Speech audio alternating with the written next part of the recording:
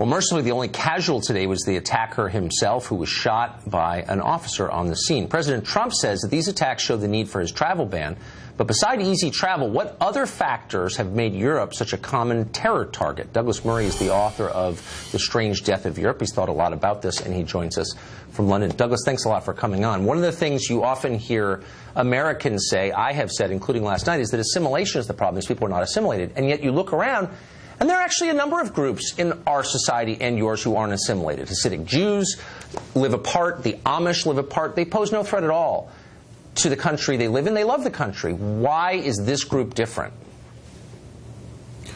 Well, that's the key question, the one that people in Europe, across my entire continent, that I'm sitting in, thinking about and mulling about at the moment.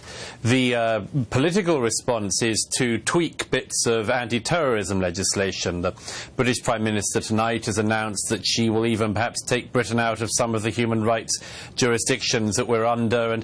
And this is the sort of thing that all the politicians do across Europe. Another terrorist attack occurs, and they have tweaks, effectively. But all the time, the public are wondering about these very deep problems underlying it, which include the one you just asked. What is it about people from these Muslim communities across Europe that mean that, you know, on an average Saturday night in London, just down the road from where I am, 3 young men of Pakistani, Moroccan, Libyan origin would end up stabbing repeatedly at young people while shouting, "This is for Allah." The truth is that it is obvious in one way. I mean, they are inspired by a version of Islam, a very violent and the worst possible version of Islam. But you know, our politicians are really stuck on this because they, through immigration rules they've had for decades, they brought this problem into Europe. And now they just seem to be totally unable to admit that or do any of the things that would solve it, because they gave us this problem.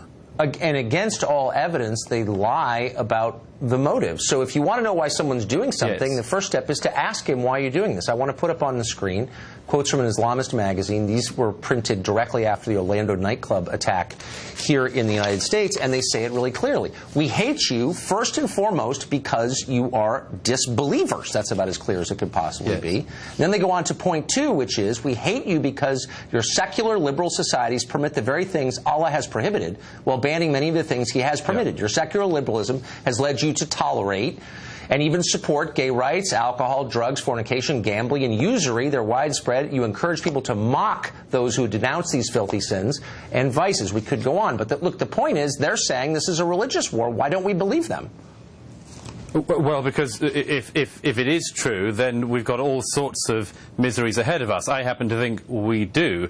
But, you know, in the meantime, we're in this transition phase in Europe. You know, I just came from a public debate I was doing in Westminster tonight, and, you know, the people are still, although things are moving, they are still in that sphere where it's, you know, they're saying, you know, what has our foreign policy done that might have caused this? Or, you know, if a guy comes from Pakistan, as one of the attackers on Saturday night did, I don't think much of our country's Pakistani foreign policy could be blamed on this. You know, people are sort of almost reaching out to find any reason other than the one that's staring them in the face. Because, as I say, again, there's this issue. It came up in Manchester 2 weeks ago.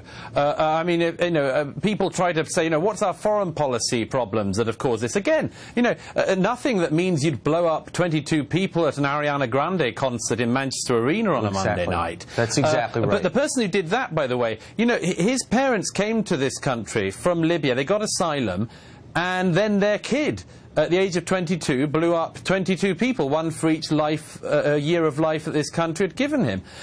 And those are the questions that our politicians are just totally incapable, for the time being, of addressing. And so we have this terrible and growing vacuum. I want to go back quickly to something you just said, because I thought it was provocative. You said, if the obvious is true, if what they say about their own motives turns out to be true, it spells a tough time ahead.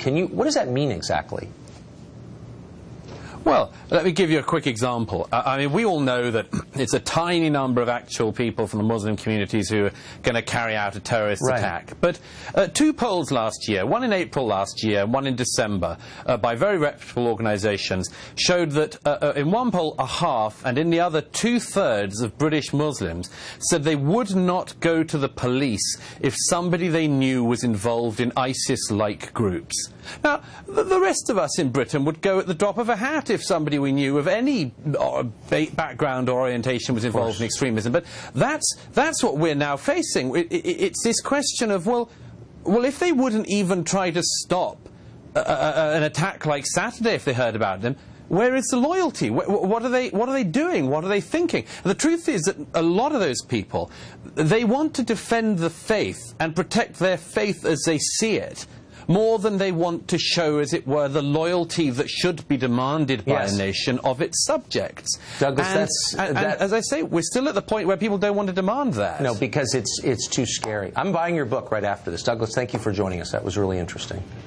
Good.